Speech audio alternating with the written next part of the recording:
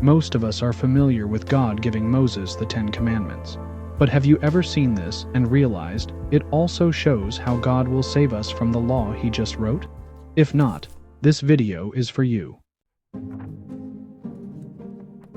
Exodus 31:18 says, "And when he had made an end of speaking with him on Mount Sinai, he gave Moses 2 tablets of the testimony, tablets of stone, written with the finger of God.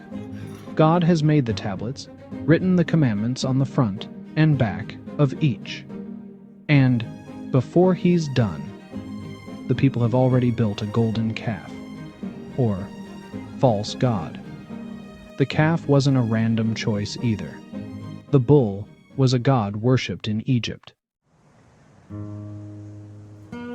Before we think of these men as weak, remember we also worship the bull today. It just so happens the golden bull of our day is the bull market, or money.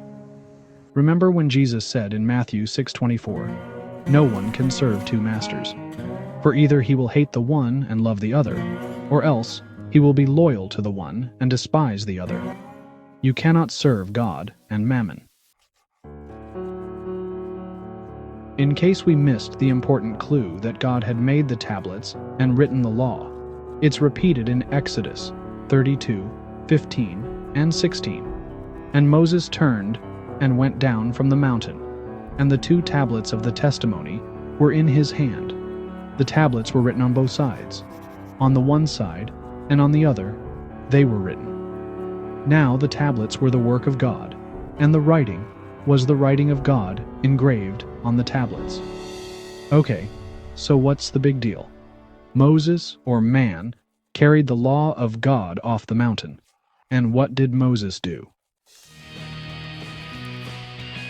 Exodus chapter 32, verse 19 tells us, "So it was, as soon as he came near the camp, that he saw the calf and the dancing. So Moses' anger became hot, and he cast the tablets out of his hands and broke them at the foot of the mountain." Man literally broke the law of God, because man was serving a false god.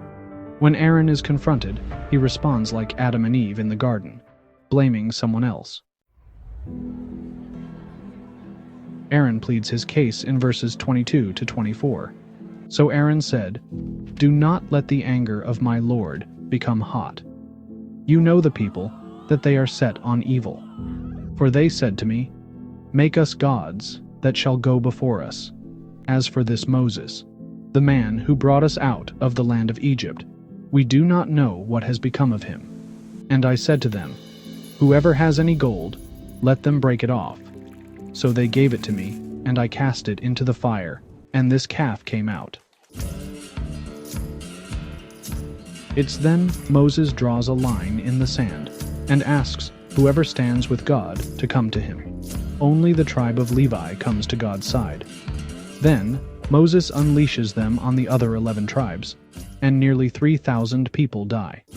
Here we see Romans 6:23 played out in a very quick manner.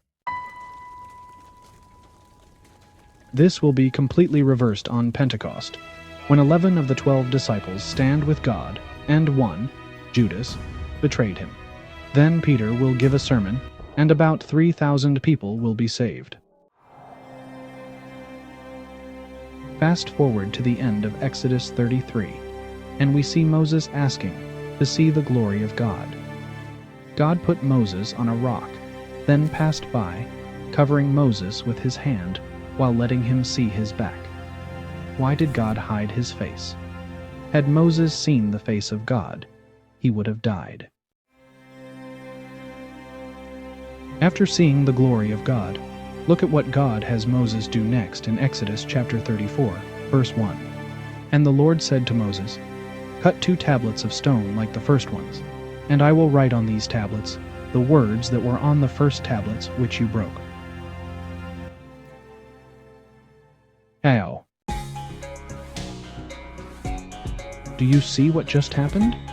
God gave us the law, he did the work, but man broke the law of God. When Moses goes back up to have the tablets remade, this time Moses has to cut the tablets from the stone. Because God's law was broken by man, Man now had to repair the broken law.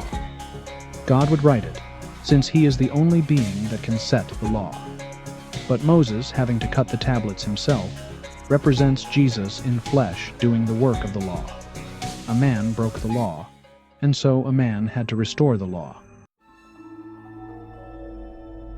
After the new tablets are made, or the law restored, God made a new covenant with his people. This is what happened after Jesus paid our debt, the new covenant. In Exodus 34, verses 29 to 30, we see that when Moses restored the law, it's then that his face glowed with a bright light. It freaked people out, just like when Jesus showed up in his glorified body. Even in the giving of the law, God showed that he would fulfill it for us. God knew man couldn't keep the law intact, and God knew that he would restore it on our behalf. Thank you for watching. For full messages, please follow us at the Canton Covenant Group channel.